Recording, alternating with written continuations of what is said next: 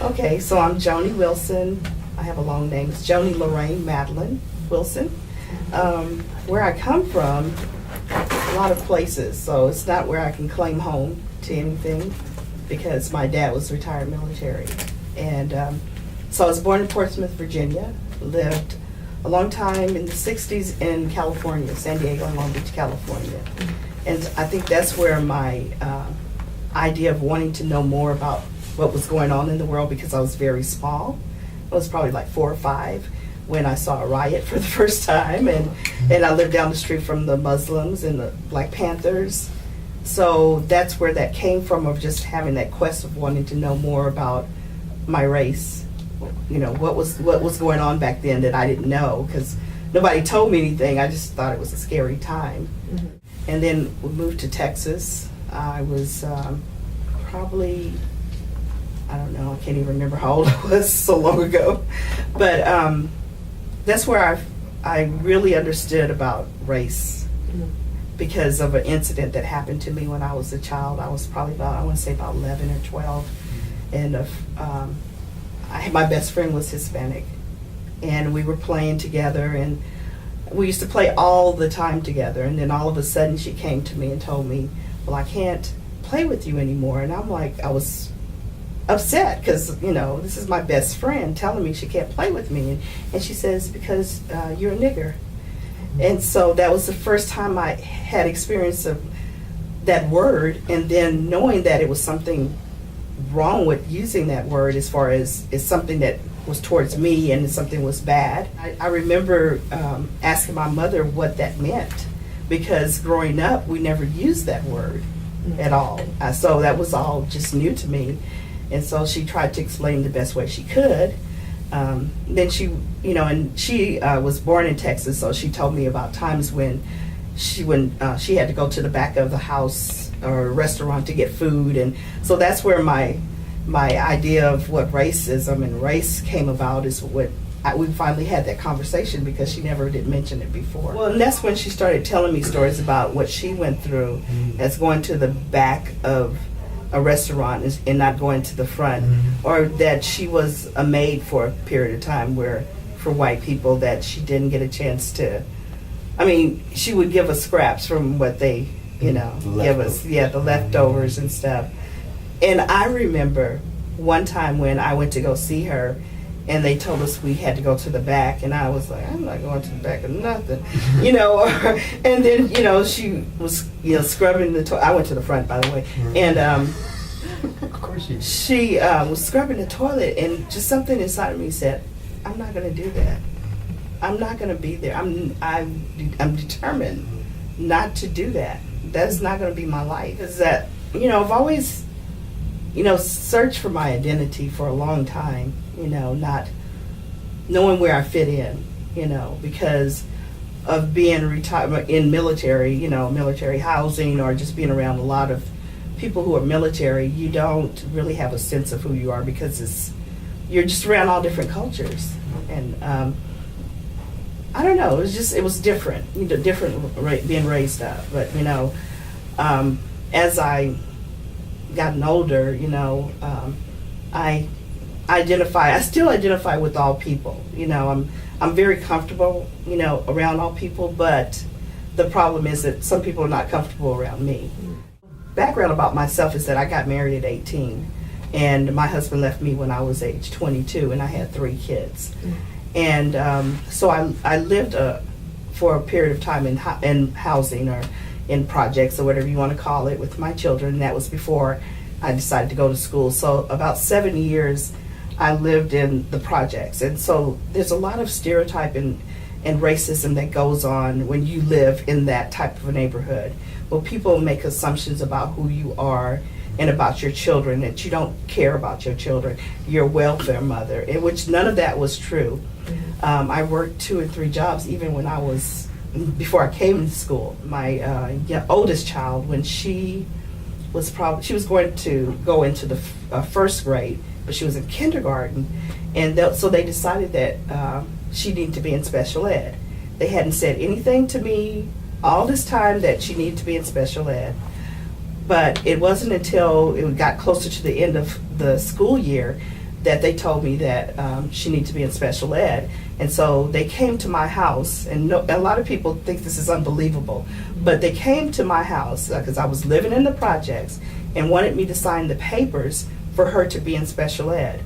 Well, I knew that you need to have an ARD meeting before you make any kind of decision, before I even sign those papers. And by then I had just probably started school. I probably was a freshman then.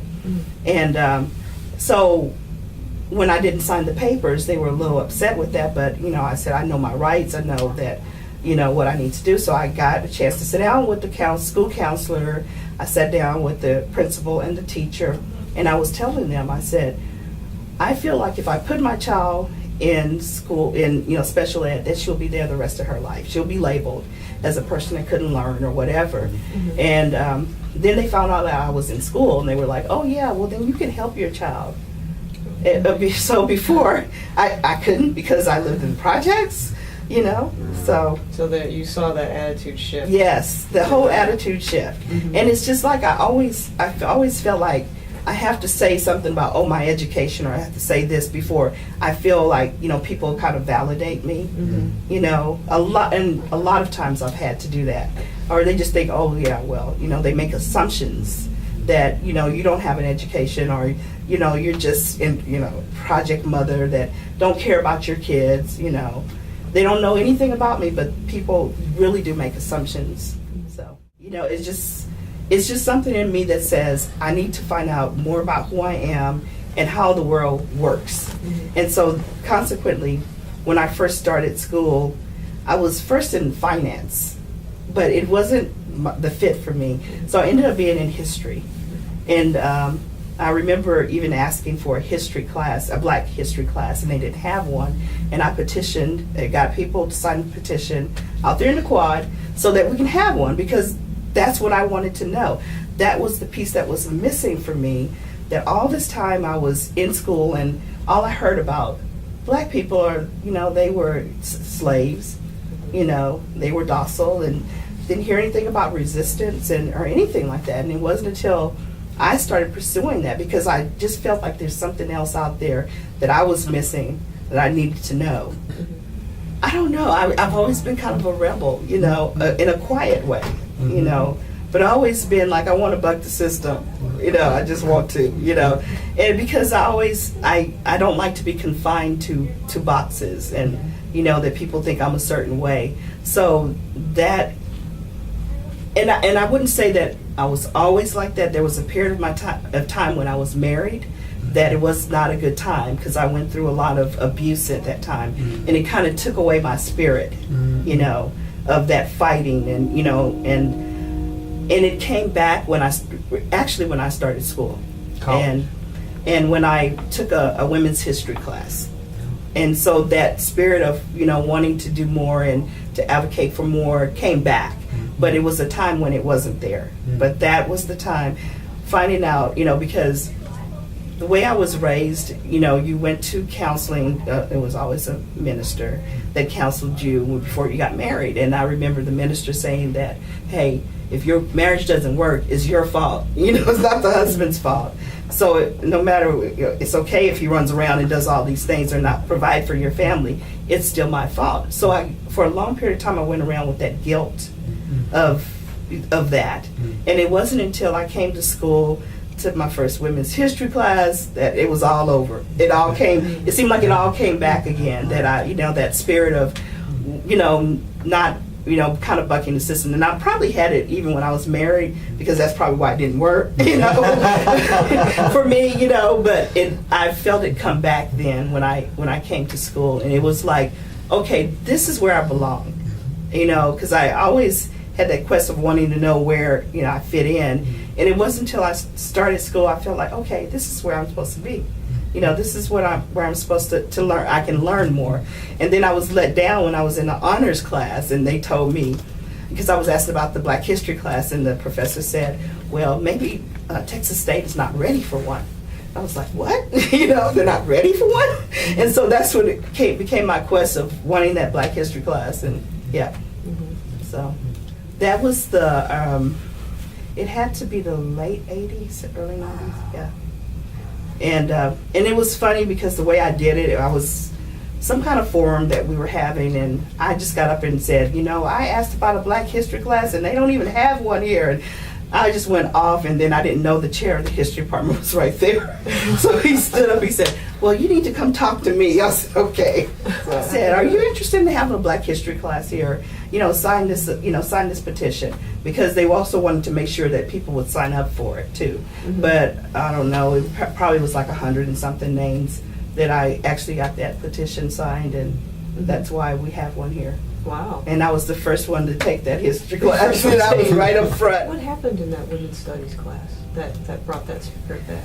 Well, they started talking about the roles of women and how they are prescribed prescribed by men, that patriarchal type, mentality, and finding out that, hey, it wasn't my fault. These are the roles that people are giving to me that I don't even really have to accept, I can be who I want to be and what and act the way I wanted to act. Because before it was, oh, you have to be docile, you have to be domestic and all this stuff. And then finding out those are just roles that people give to women that doesn't really define who they really are. I was put down so much by people thinking, you're supposed to be working in the kitchen in the hospital, because that's what I used to do, or working in the nursing home the rest of your life.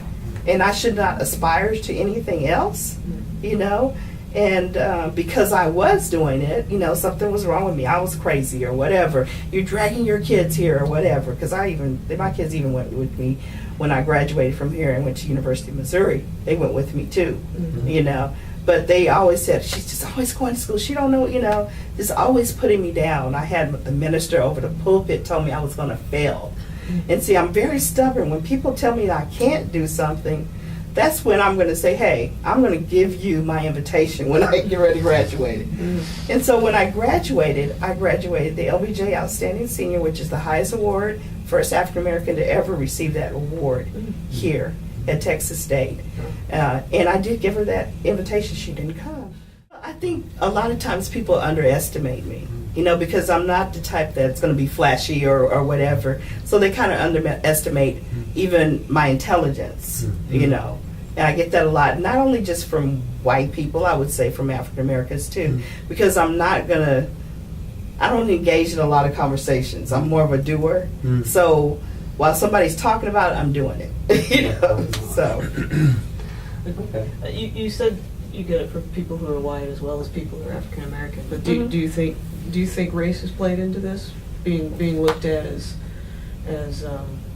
what was your word, underestimated? Yeah, it does a lot, and I don't know. It's just something that I've gotten so used to dealing with that I'm not saying I don't have any feelings or whatever, but I keep them very much suppressed. I know when to speak and when not to speak about certain issues, but racism does play a lot into that attitude of, you're second class or you're subhuman or whatever, on a daily basis. You go through that microaggression. So my newest one that happened to me was we were at a team meeting, and we were doing an icebreaker, and so they asked us to make up a name about each one of us. So we all had to make up names or whatever about another person. So mine was Jungle Jonnie. Jungle Jonnie. Yeah. And of course I'm the only one, sitting in the room. And so I look at the team leader and she says, oh, I like that. And so, I didn't say anything at that point, but later on I did talk to the team leader. I said, look, you don't find anything wrong with that? Well, no. And so I had to school her on that, and tell her, that is not a name that you give a person who is an African American. You don't say Jungle Jonnie. Because I did ask in the meeting who said this, and nobody would own up to it. So you don't know who came up with that? No. Oh. No. But the team, nobody said anything when I said that, but the team leader said, I like that. And why would you say something like that. You know, and I told her, I said, see, this is an example of this microaggression that goes on, you know, and where you don't even have to understand this, but I do. I understand this. I know, you know, why it was said. If somebody's willing to talk about it, then I'll talk to you. But if not, I'm not going to waste my time, you know, because it takes a lot of energy and to put myself out there all the time, and I don't know if you're going to be safe. You know, so what are you going to say after we get through talking or whatever? I mean, and I've been in that position, you know, years ago when I was working at I was working at this institution, but in another department, where I was talking to my supervisor about, you know, race, because she brought it up, and we were talking about MLK, just things. And so she got in another meeting and said, you know, Jonnie, all she does is talk about race, and, you know, she contributes everything to race. And that was not even our conversation, but she told people who were higher up than I was that. So I have to be careful who I talk to and negotiate my space as far as my safe place with people, because they can ruin you here and you can ruin your reputation. What keeps me going is because I know there are other people out there that don't get it. And I'm not talking about white people, I'm talking about even African Americans that don't get it. And I see myself as a mentor and a teacher, you know, and that's what I do with my students, you know, because I would love for them not to go through what I went through. You know, I would love to educate them on the things that I've been through so they won't have to make those same mistakes or have to go through the same thing. I don't know, I just feel like there's a lot out there that can really stunt a person's growth, you know, because it'll to me it's like they're breaking their spirit, you know. And I think that's what happens with people that when they have to deal with racism. It's a breaking of the spirit in them to feel like, oh well, maybe that is true, I'm not anybody, you know, I can't make it, or, you know, whatever. And so I talk to students a lot about, even though I had all this stuff, I still made it. And you know, even going through school here, and I still don't know how I did that, because my kids were in elementary when I started here as a freshman. You know, I don't know how I did that, but it's an inner strength that I think that a lot of African Americans do have, but their spirit can be broken, you know, to the point that I'm in this situation, I might as well stay here. Why should I try? Because I have to deal with so much stuff. There's a lot of black women there just like me, you know, that have that strong, not that, and I don't think that we're all just strong, it's just that drive to keep going, because, you know, we do get hurt, we do feel pain, and we do struggle, but it's something in us that decides, hey, we still have to get up.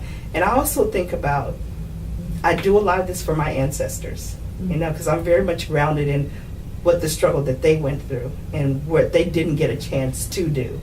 You know, or even my mother, who graduated valedictorian of her class and got married and didn't go to college. You know, those type of things. I remember that, and it keeps me grounded in what I need to do to show that, you know, in some ways it's almost to prove people wrong. To prove that, hey, well, she's not as dumb as we thought she was.